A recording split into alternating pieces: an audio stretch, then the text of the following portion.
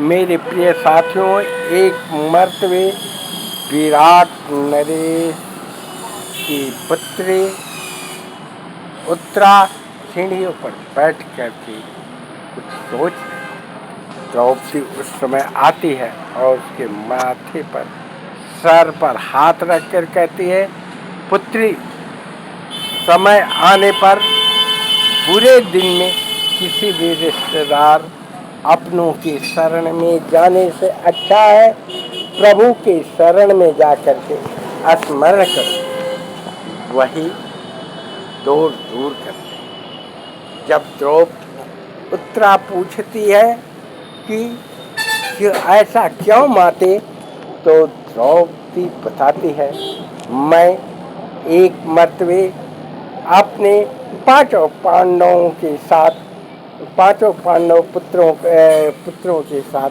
पत्नी धर्म का निर्वाह कर रहे थे।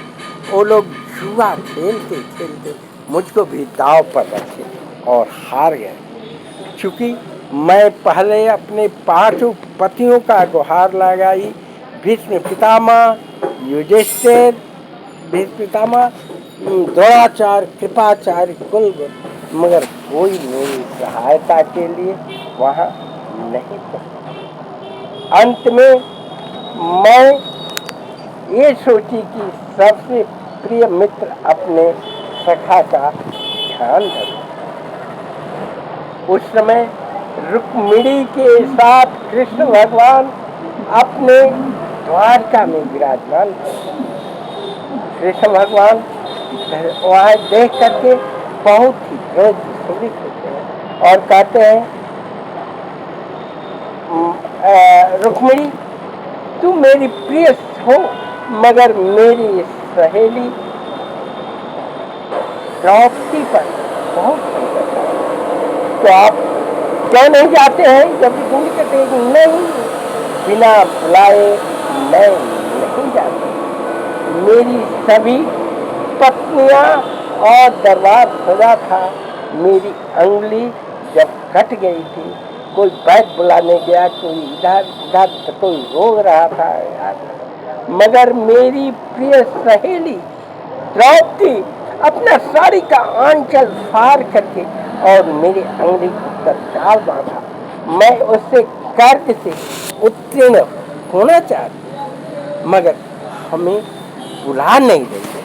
मैं जाऊं तो कैसे जाऊं? उस समय रुक्मिणी कहती है कि आपको जरूर जाना चाहिए। तो उस समय द्रौपदी तत्काल चारों ओर से निराश होकर कहती है, हे नाथ, हे द्वारकाधीश, हे कृष्ण, हे सखे, हे सखे।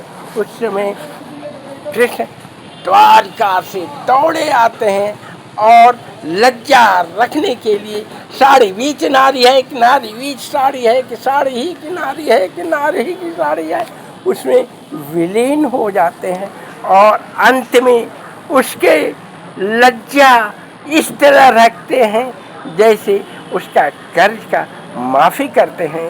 सखी, जानते हो उस समय 5 पतियों के रहने से क्या फायदा? सभी कुल गुरु, सभी हितना देखते हुए प्रभु ही शरणागतों के रखे में ऐसे चैनल मेरे जागो हिंदू ब्राह्मण एकता मंच का सब्सक्राइब करें, बेल घंटी बजाएं। आपके समाज कल्याण होगा।